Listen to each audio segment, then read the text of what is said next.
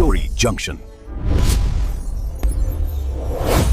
गांव के लोग कहते हैं, अगर आधी रात को दूर से ढोल और घोड़े की टापें सुनाई दें तो खिड़की भी मत खोलना, क्योंकि शायद भूतिया बारात गुजर रही हो। यह कहानी है उत्तर प्रदेश के एक छोटे से गांव में एक अजीब रहस्य छिपा हुआ था। गांव के चारों तरफ खेत, कच्ची सड़कें और पुराने बरगद के पेड़ थे। दिन में यह गांव बिल्कुल शांत और साधारण लगता था, लेकिन रात होते ही यहाँ के माहौल में एक अजीब डर घुल जाता था। गांव के बुजुर्ग अक्सर एक कहानी सुनाते थे, भूतिया बारात की कहानी।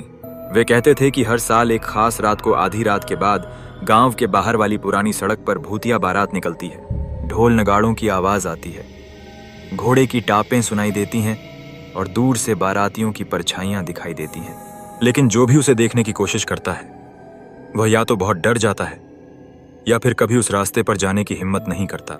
गांव के बच्चे यह कहानी सुनकर बहुत डरते थे, इसलिए रात होते ही सब जल्दी घर के अंदर चले जाते थे। लेकिन उसी गांव में रोहित नाम का एक लड़का रहता था। रोहित बाकी बच्चों से अलग था।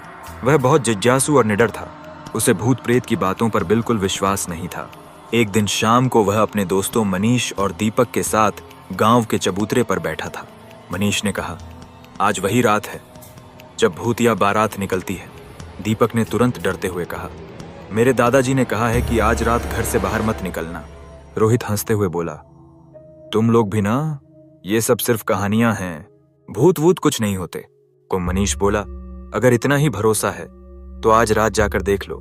रोहित ने तुरंत कहा, ठीक है, आज रात मैं खुद देखूंगा कि वहां क्या होता है। दोनों दोस्त घबरा गए। पागल हो गए हो क्या? वहां सच में कुछ हुआ तो? लेकिन रोहित ने फैसला कर लिया था। रात धीरे धीरे गहराने लगी। पूरे गांव में सन्नाटा छा गया। लोग अपने अपने घरों में सोने चले गए। घड़ी में 12 बजने वाले थे। रोहित चुपचाप अपने घर से बाहर निकला। आसमान में बादल थे और चांद आधा छिपा हुआ था।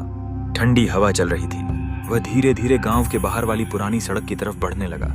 उस सड़क के पास एक पुराना बरगद का पेड़ था, जिसके बारे में कहा जाता था कि वहीं से भूतिया बारात गुजरती है। रोहित उस पेड़ के पीछे जाकर छिप गया। चारों तरफ गहरा सन्नाटा था। सिर्फ हवा की सरसराहट सुनाई दे रही थी। कुछ मिनट बीत गए। अचानक दूर से एक धीमी ढोल की आवाज सुनाई देने लगी, ढम ढम ढम। रोहित चौकन्ना हो गया। आवाज धीरे धीरे करीब आने लगी। फिर उसे दूर सड़क पर कुछ हलचल दिखाई दी। जैसे जैसे वह चीज पास आई, रोहित की आंखें फैल गईं। वह सच में एक बारात थी। आगे एक दूल्हा सफेद घोड़े पर बैठा था। उसके पीछे कई लोग सफेद कपड़ों में नाचते हुए चल रहे थे। ढोल बज रहे थे। लेकिन अजीब बात यह थी कि उनके पैरों की आवाज बिल्कुल नहीं आ रही थी। रोहित का दिल तेजी से धड़कने लगा। अब उसे थोड़ा डर लगने लगा था। जैसे ही बारात थोड़ी और पास आई, रोहित ने देखा कि बारातियों के चेहरे बहुत अजीब थे। उनकी आंखें फीकी थीं और चेहरों पर कोई भाव नहीं था। अचानक दूल्हे ने धीरे धीरे अपना सिर घुमाया। उसकी आंखें लाल चमक रही थीं। रोहित के रोंगटे खड़े हो गए। तभी अचानक एक बाराती की नजर रोहित पर पड़ गई। वह धीरे धीरे उसकी तरफ चलने लगा।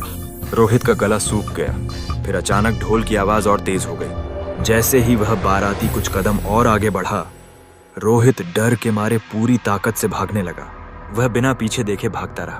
पीछे से ऐसा लग रहा था जैसे पूरी बारात उसके पीछे आ रही हो। ढोल, घोड़े की टापें और अजीब हंसी की आवाजें। रोहित भागते भागते सीधे अपने घर पहुंचा और अंदर जाकर दरवाजा बंद कर लिया। उसका दिल इतनी तेज धड़क रहा था कि उसे खुद अपनी सांसों की आवाज सुनाई दे रही थी। कुछ देर बाद सब शांत हो गया। सुबह होते ही रोहित ने पूरी घटना गांव वालों को बताई। सब लोग हैरान रह गए। तब गांव के सबसे बुजुर्ग आदमी रामस्वरूप बाबा ने एक पुरानी कहानी सुनाई। उन्होंने कहा, आज से करीब 50 साल पहले इसी रास्ते से एक बारात जा रही थी। दूल्हा बहुत खुश था और पूरी बारात नाचते गाते जा रही थी। लेकिन अचानक रास्ते में भयानक तूफान आ गया। पेड़ गिर गए और घोड़ा बेकाबू हो गया। उस हादसे में दूल्हे समेत पूरी बारात की मौत हो गई। तब से हर साल उसी रात उनकी आत्माएं उसी रास्ते से बारात निकालती हैं। गांव के लोग यह कहानी सुनकर सिहर गए। रोहित को अब समझ आ गया था कि कुछ रहस्य ऐसे होते हैं जिन्हें समझना आसान नहीं होता। उस दिन के बाद उसने कभी भी उस सड़क की तरफ जाने की हिम्मत नहीं की। और आज भी गांव के लोग कहते हैं, अगर आधी रात को ढोल की आवाज सुनाई दे, अगर दूर से घोड़े की टापें सुनाई दें, तो दरवाजा बंद कर लो, क्योंकि शायद भूतिया बारात फिर से निकल चुकी है।